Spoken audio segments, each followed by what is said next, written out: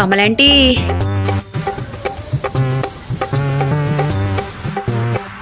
කමලැන්ටි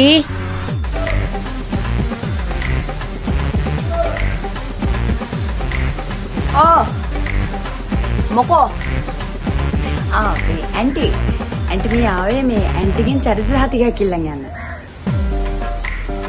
මොකක් චරිත සහතිකය මගේ අනේ ඔව් ඇන්ටි මේ චරිත සහතිකේ මේ රස්සාවකට දෙන්න.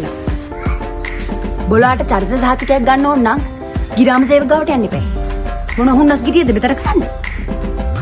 මේ අනේ නෑ ඇන්ටි අපේ අම්මා කිව්වා ඇන්ටි තමයි චරිත සහතිකය හොඳටම දෙන්නේ කියලා.